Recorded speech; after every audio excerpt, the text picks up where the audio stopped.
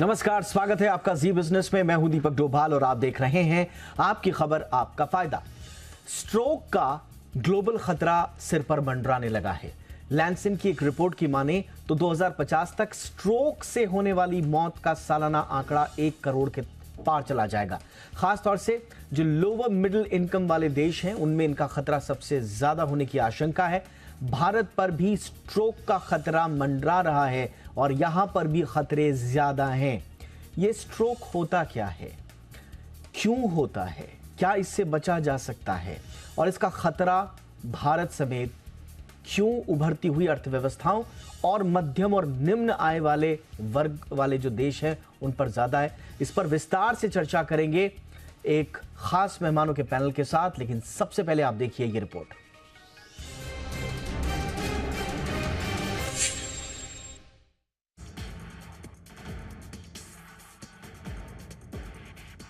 सेहत को लेकर थोड़ी सी चूक हुई नहीं कि स्ट्रोक, हाइपरटेंशन, शुगर और हार्ट डिजीज जैसे खतरे सिर उठाने लगते हैं। इसे लेकर ग्लोबल संस्थाएं समय समय पर हमें आगाह भी करती रहती हैं। अब स्ट्रोक को ही ले लीजिए। 2020 में स्ट्रोक से मरने वालों का जो ग्लोबल आंकड़ा 66 लाख के करीब था, वही ये आंकड़ा 2050 तक बढ़कर सालाना करीब 1 करोड़ के खतरनाक लेवल पर जा सकता है। यही नहीं, इन 1 करोड़ मौतों में 91% हिस्सेदारी लोअर मिडिल इनकम वाले देशों की होगी। 2020 में हिस्सेदारी 86% के करीब थी। दरअसल मेडिकल जर्नल लैंसेट ने ये चौंकाने वाली स्टडी जारी की है। एम्स की एक रिपोर्ट के मुताबिक भारत में बीमारियों से होने वाली मौत के आंकड़ों में स्ट्रोक एक बड़ी वजह है। भारत में हर साल करीब 1,85,000 स्ट्रोक के मामले सामने आते हैं, यानी करीब हर 40 सेकंड में एक स्ट्रोक का मरीज डॉक्टर के पास जाता है। वहीं हर 4 मिनट में स्ट्रोक से एक रोगी की मौत हो जाती है। स्ट्रोक यानी मस्तिष्क का दौरा। जब दिमाग में ब्लड क्लॉटिंग या किन्हीं और वजहों से ब्लड फ्लो बाधित होने लगता है या रुक जाता है तो दिमाग की नसें फट जाती हैं। इससे दिमाग की कोशिकाएं क्षतिग्रस्त हो जाती हैं। गंभीर मामलों में इससे मौत होने का खतरा बढ़ जाता है। स्ट्रोक की वजहों को भी समझना जरूरी है। अनहेल्दी फूड और खराब लाइफस्टाइल इसकी एक बड़ी वजह तो है ही, वही ब्लड प्रेशर, शुगर, स्ट्रेस और कोलेस्ट्रॉल संबंधी रोग में स्ट्रोक का खतरा ज्यादा होता है। स्ट्रोक के लक्षणों की बात करें तो जुबान का लड़खड़ाना, बोलने में दिक्कत आना, थोड़ी देर के लिए देखने में दिक्कत आना, नजर का कमजोर पड़ना, चलने में लड़खड़ाहट आना, एक तरफ के हाथ पैर में कमजोरी या झुंझुनाहट महसूस करना स्ट्रोक के कुछ ऐसे सामान्य लक्षण हैं जिसे इग्नोर करना घातक साबित हो सकता है। पिछले साल की एक रिपोर्ट के मुताबिक भारत में स्ट्रोक की औसत आयु जहां पहले 57 से 60 साल के करीब थी, वो 43 साल के आसपास हो गई है। यानी कम उम्र के लोगों के भी इसकी चपेट में आने का खतरा हाल के साल में बढ़ा है। अगर किसी को स्ट्रोक आ गया तो उसे डॉक्टर की सलाह पर तत्काल टीपीए यानी टिश्यू प्लाज्मिनोजेन एक्टिवेटर दवा देनी चाहिए। ये ब्लड क्लॉटिंग को रोकने की कारगर दवा है। वहीं अगर स्ट्रोक के खतरों से बचना है तो जंक फूड से बिल्कुल परहेज करें। ये ब्लड क्लॉट को बढ़ावा देता है। वहीं डेली एक्सरसाइज और हेल्थी डाइट भी स्ट्रोक के खतरे को कम करने में बेहद मददगार है। अगर स्ट्रोक से बचना है तो ये उपाय तो करने ही होंगे। ब्यूरो रिपोर्ट, जी मीडिया। बहुत ही खास मेहमान इस वक्त हमारे साथ जुड़ रहे हैं आज की चर्चा के लिए। हमारे साथ हैं doctor Aparna Jaiswal, senior cardiologist हैं फोर्टिस एस्कॉर्ट्स में। डॉक्टर अपर्णा, बहुत बहुत स्वागत है मैम आपका हमारे शो पर। इसके अलावा हमारे साथ डॉक्टर अनुराग मेहरोत्रा हैं, सीनियर कार्डियोलॉजिस्ट हैं। बहुत बहुत स्वागत है डॉक्टर मेहरोत्रा आपका हमारे शो पर। और हमारे साथ हैं डॉक्टर चंद्रकांत लहरिया, सीनियर फिजिशियन हैं और देश के जाने माने स्वास्थ्य विशेषज्ञ भी हैं। डॉक्टर लहरिया, आपका बहुत बहुत स्वागत है। इनफैक्ट डॉक्टर लहरिया, मैं आपसे ही चर्चा की शुरुआत करना चाह रहा हूं। जैसे कि ये लैंसेट की स्टडी भी यही कहती है कि LMICs को अगर आप छोड़ भी दिया जाए, अगर हम पूरे लोअर मिडिल इनकम कंट्रीज़ को छोड़ दें, एशिया स्पेसिफिक बात करें, तो ये बता रहा है कि सबसे ज़्यादा चंक जो शेयर है वो 2020 में भी एशिया का था, 2050 में तो और ज़्यादा होगा, और उसमें भी भारत में, और भारत में भी यंग पॉपुलेशन। ये कितने खतरे बता रही है स्टडी? डॉक्टर लहरिया, आपका शुरुआती विश्लेषण। दीपक जी, आपने जो सवाल उठाए हैं वो काफी सारे हैं, तो मैं उनका एक एक करके जवाब देता हूं। तो जहां तक लो एंड मिडिल इनकम कंट्रीज की बात आती है, तो दरअसल इन कंट्रीज में पॉपुलेशन भी अधिक है, तो यहाँ इन कंट्रीज का शेयर जो स्ट्रोक में और बाकी सारी बीमारियों में अधिक रहता है। तो इतना एकदम से घबराने की बात नहीं है, लेकिन निश्चित रूप से इस पर कुछ और कदम उठाने की जरूरत है, वो उस पर हम बात करेंगे। दूसरी बात आती है कि हम अक्सर सुनते हैं कि दिल की बीमारियां हों या ब्रेन स्ट्रोक हो और कोई भी बीमारी, अधिकतर बात आती है कि लो मिडिल इनकम कंट्रीज में और इंडिया में भी कम उम्र पर होते हैं। तो यह बात कुछ हद तक सच है कि कम उम्र पर होते हैं, लेकिन साथ में इसका कॉन्टेक्स्ट यह भी है कि हमारे जो देश हैं, लो मिडिल इनकम कंट्री और इंडिया, वहां पर जो औसत आयु है, एवरेज एज ऑफ पॉपुलेशन है, यंगर पॉपुलेशन होती है। तो जब पॉपुलेशन उस एज में ज्यादा होगी और उसमें भले ही कम खतरा हो, लेकिन तो ज्यादा केसेज आते हैं। तो एक दशक पहले माना जाता था, लेकिन 4-5 साल पहले बाकी देशों की तुलना में अधिक होते हैं। लेकिन जो तीसरा और महत्वपूर्ण बात आपने कही और जिस पर जिक्र होना, चर्चा होनी चाहिए और अधिक, वो ये है कि जो हाई इनकम कंट्रीज हैं वहां पर स्ट्रोक के इंसिडेंस अभी भी कम है और फ्यूचर में भी कम रहेंगे।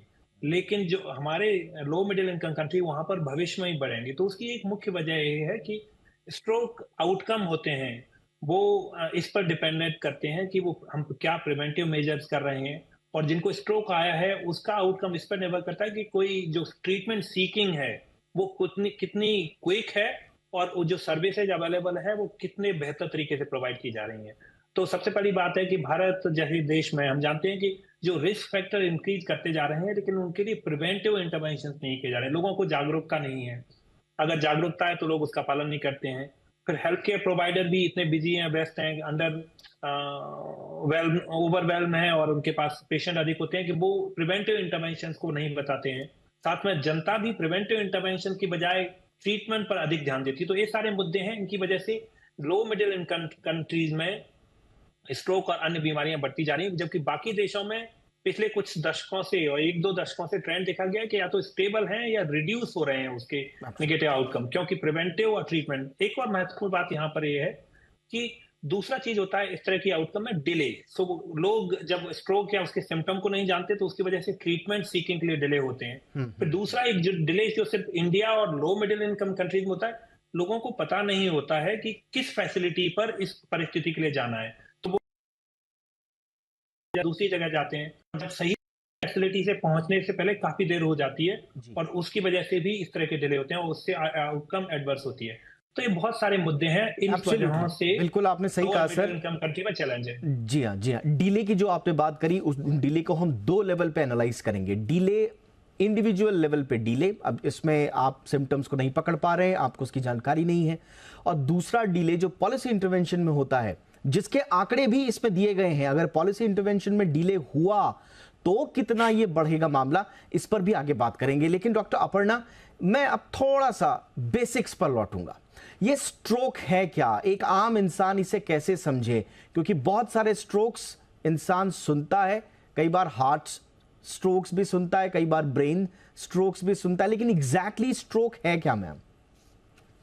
जी नमस्कार।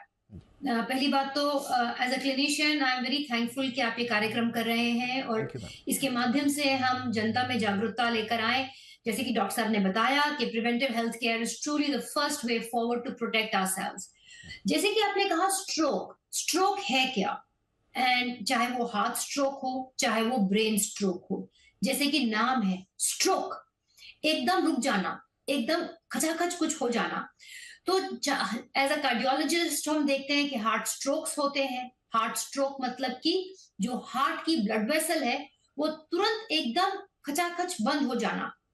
उसी तरह ब्रेन स्ट्रोक होना कि ब्रेन की जो ब्लड वेसल है, जो कि ऑक्सीजनेटेड ब्लड हमारे ब्रेन को लेकर जा रही है, कई कारण होते हैं, बट किसी भी कारण से उसका सडनली बंद हो जाना। जब वो बंद हो जाती है तो उस परिस्थिति में प्रॉब्लम क्या होती है, जब एक ब्लड वेसल बंद हो जाती है तो जिस भी एरिया को वो खून सप्लाई कर रही थी वो एरिया को खून की मात्रा नहीं मिलेगी। क्योंकि खून की मात्रा नहीं मिलेगी वो डेड हो जाएगा। तो जैसे कि हम हार्ट अटैक में बोलते हैं, हार्ट स्ट्रोक में बोलते हैं कि अगर आपको ऐसी कोई सिम्टम हो रहे हैं आपको तुरंत हॉस्पिटल पहुंचना है ताकि आपका हार्ट का मसल को हम अलाइव रख सके। सिमिलरली अगर ब्रेन स्ट्रोक है, पहले उसको पहचानना और तुरंत उसको हॉस्पिटल पहुंचाना ताकि ऐसी कोई ट्रीटमेंट की जाए जिसमें कि आपका ब्रेन अलाइव हो सके। सो फर्स्ट एंड फॉरमोस्ट समझना है कि स्ट्रोक का मतलब है कि आपके बॉडी के हार्ट और ब्रेन मोस्ट इंपॉर्टेंट, उनको ब्लड नहीं मिल रहा, उस कारण से वो कुछ लक्षण देते हैं जिनको हम नजरअंदाज ना करें। एब्सोल्युटली। तो ये बुनियादी चीज स्ट्रोक के बारे में। अब दोबारा से स्टडी पर आते हैं। डॉक्टर मेहरोत्रा, मैं आपके पास आना चाहूंगा।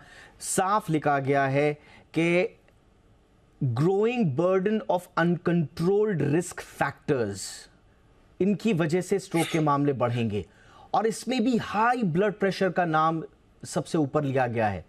अब लैक ऑफ प्रिवेंटिव और जो केयर सर्विसेज हैं स्ट्रोक को लेकर, मैं उस पर बाद में आऊंगा, लेकिन हाई ब्लड प्रेशर का एक तो स्ट्रोक से संबंध क्या है सर, और भारत में ये अनकंट्रोल्ड रिस्क फैक्टर क्यों माना जा रहा है? नमस्कार। स्ट्रोक और हाइपरटेंशन का डायरेक्ट रिलेशन है। और जो हाइपरटेंशन है the biggest cause of stroke as a risk factor. अब बात यह है कि ये सबसे ज्यादा क्यों है और बाकी रिस्क फैक्टर्स क्या हैं। अब ICMR का भी रिसेंट एक रिपोर्ट थी कि जिसमें डिफरेंट रिस्क फैक्टर्स को उन्होंने लेबल किया, जिन्होंने फ्लैग किया कितना कितना है। इंडिया में 11% डायबिटीज है, 15.2% प्री डायबिटीज है लोगों में, 25% लोगों में हाइपर कोलेस्ट्रीमिया, 36% में हाइपरटेंशन है, obesity is very common, more than 50%। तो ये जो रिस्क फैक्टर्स बढ़ते जा रहे हैं और धीमे धीमे जो डेमोग्राफी है जिन लोगों में हो रहा है पेशेंट्स में, उनकी एज धीमे धीमे कम होती जा रही है। उसकी वजह से सारी चीजें बढ़ रही हैं। स्ट्रोक हो या हार्ट अटैक हो, कारण एक ही है, प्लेक रप्चर। वहां पर उसके अंदर वहाँ क्लॉट की फॉर्मेशन, रुकावट, जैसे भी डॉक्टर ने बोला, रुकावट होती है नस में, उससे एंड ऑर्गन जो भी होता है, टारगेट ऑर्गन, वहाँ डैमेज होता है, चाहे वो दिमाग हो या हार्ट हो, वो डैमेज होता है। हर एक का अपना टाइम होता है कितने में कितना डैमेज हो जाएगा। ब्रेन में वो कम होता है, इसलिए कहते हैं कि डॉक्टर सब बता रहे थे कि दवा दी आती है थ्रोम्बोबस्टर्स, तो उसका एक लिमिटेड पीरियड है। पहले कहते थे 4-4.5 घंटे, अब 6 घंटे तक मानते हैं कि अगर वो दवा मिल जाती है स्ट्रोक के मरीज को तो काफी तक उसका सेव करा जा सकता है। अब इशू ये है कि ये सब क्यों हो रहा है। I think this is the changing lifestyle. हमारे हर चीज में चेंज आ रहा है। हम क्या खा रहे हैं, हम कितना एक्टिव हैं, कितना एक्सरसाइज कर रहे हैं, हम कितने अवेयर हैं कि जो परेशानी हमारी हो सकती है उनसे कैसे बचा जा सकता है। ये सारे कारण है। एक सबसे बड़ा कारण जो है, एक फूड इंडस्ट्री का डाटा मैं दूंगा आपको, हेल्थ से रिलेटेड नहीं है वो, और बहुत चौंकाने वाले हैं। अभी मैं कहीं देख रहा था, जो एक कंपनी का नाम नहीं लूंगा, बेवरेजेस कंपनी है, पेप्सी बनाती है वो, तो उसका एनुअल प्रोडक्शन जो है that was 4.8 lakh crore litre, 4.8 crore litre, जो सिर्फ एक कंपनी का डाटा है कि जो पेप्सी बनाती है, जो कंज्यूम हम ही करते हैं। एक पिज्जा की कंपनी है, उस साल में करीबन ऑलमोस्ट 8 करोड़ पिज्जा बेचती है। एक भुजिया जी, आगे नाम नहीं लूंगा, वो भुजिया सही जो कंपनी है, उसकी एक कंपनी का डाटा था, they were selling almost 5 crore kilograms of simply bhujia, सिर्फ एक टाइप का नमकीन। तो ये जब जो प्रोडक्शन बढ़ रहा है वो जा कहाँ रहा है, ये हम ही लोग खा रहे हैं। पहले ऑर्गेनाइज मार्केट नहीं था तो मेरे ख्याल में प्रोडक्शन शायद कम, उसका जो कंजम्पशन कम था। जब से ऑर्गेनाइज मार्केट होना शुरू हुआ है, मैं बिलीव करता हूँ कि सब उनका प्रोडक्ट में क्वालिटी होती होगी, सब कुछ होती होगी, लेकिन जिस तरह से बनते हैं वो इनहेरेंट है कि उसमें परेशानी पैदा हो। बिल्कुल बिल्कुल। तो जो लोग हम खा रहे हैं आजकल, हम क्या एक्सरसाइज कर पा रहे हैं, नहीं कर पा रहे हैं, बात आती है। बिल्कुल सर।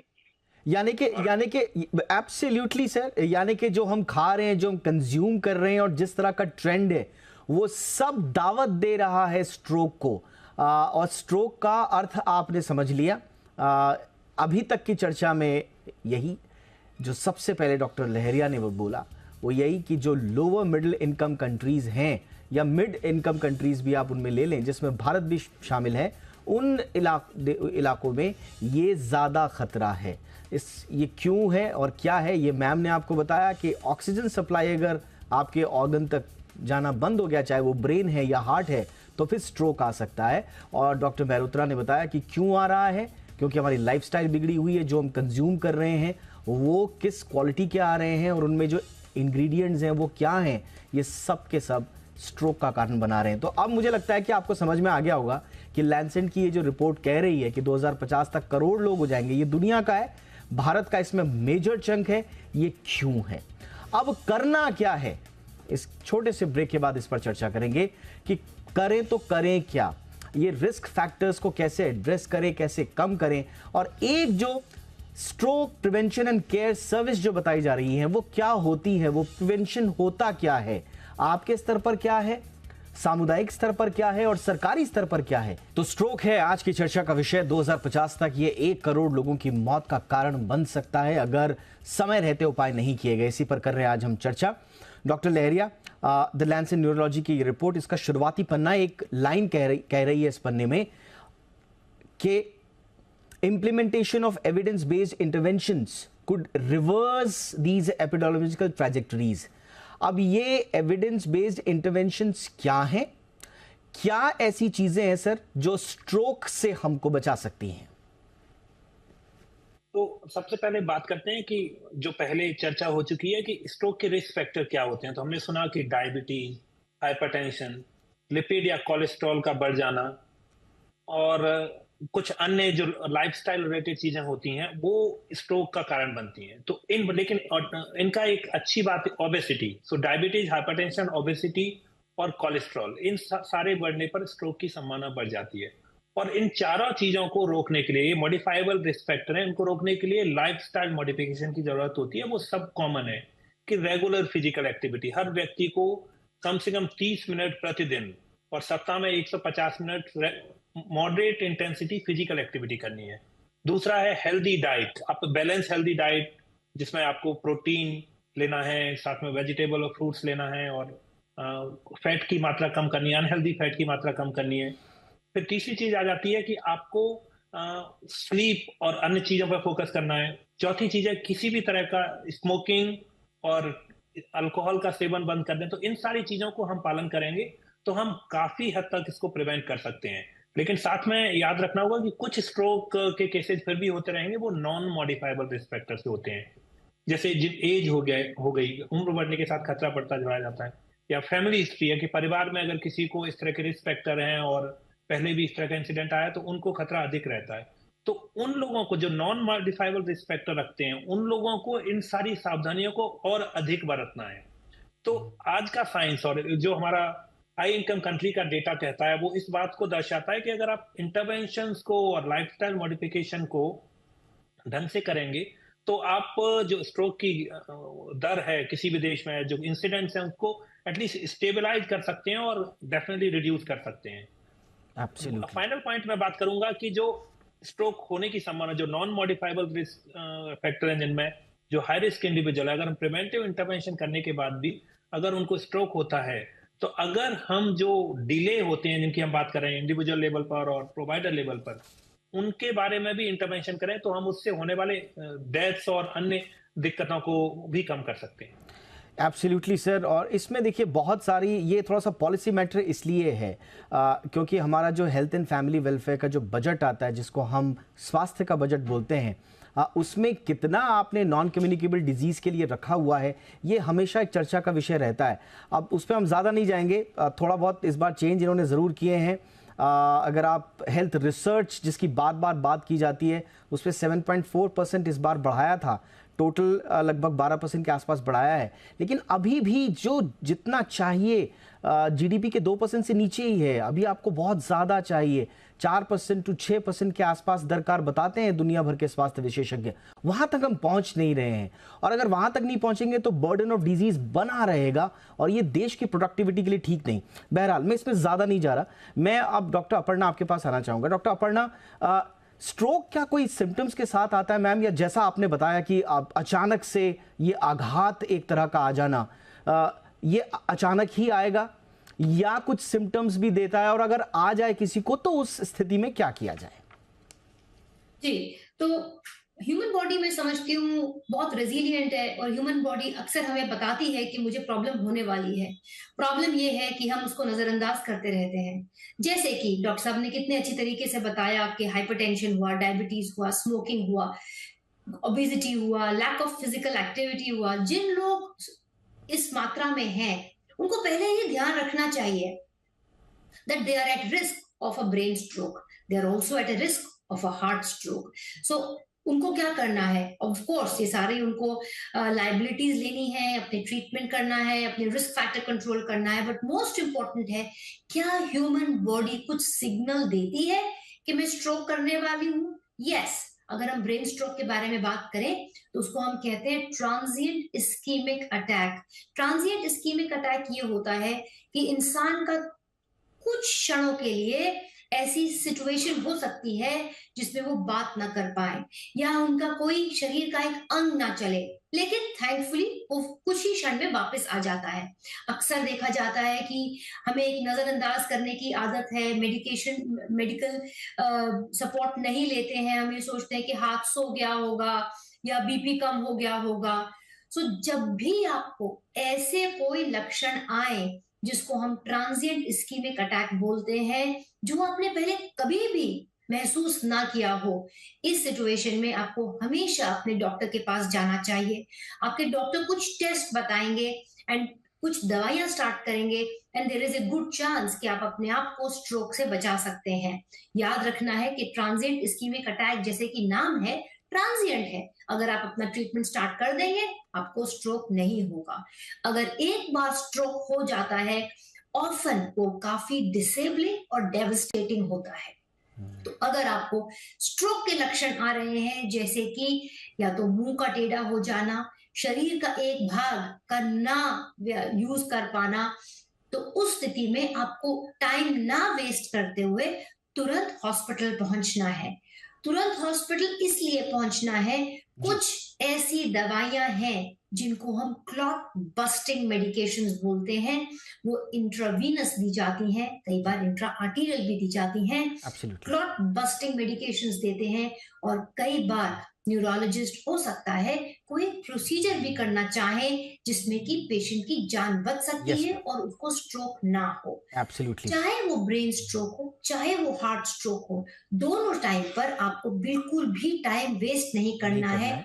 कभी भी ऐसे आपको सिम्पटम्स आए, बहुत अच्छे से मैम आपने इसको समझाया कि अगर किसी को ये इस तरह के सिम्टम्स आए तो क्या करना चाहिए और एग्जैक्टली उस दौरान होता क्या है, किस तरह के संकेत। Doctor Mehrotra, again policy level पे ही मैं बात करूंगा एक बार फिर से। लैंसेट न्यूरोलॉजी कमीशन कह रहा है कि जो वर्ल्ड स्ट्रोक ऑर्गेनाइजेशन है WHO, वो 2030 तक इंटरवेंशन से बर्डन को, स्ट्रोक के बर्डन को 2030 तक कंट्रोल में एक तरह से लाना चाह रहा है। लेकिन भारत में जहां पर हर दूसरा तीसरा व्यक्ति हाइपरटेंशन का शिकार हो और ज्यादातर लोगों को ये मालूम ही ना हो कि वो हाइपरटेंसिव है, ऐसी स्थिति में हम स्ट्रोक के खतरे को किस लेवल पे कहां इंटरवेंशन करें सर कि कम हो? प्रिवेंशन और इंटरवेंशन, प्रिवेंशन को लेकर एक इंडिविजुअल लेवल पर और एक सोसाइटी के लेवल पर और एक गवर्नमेंट लेवल पे, तीनों लेवल्स हैं।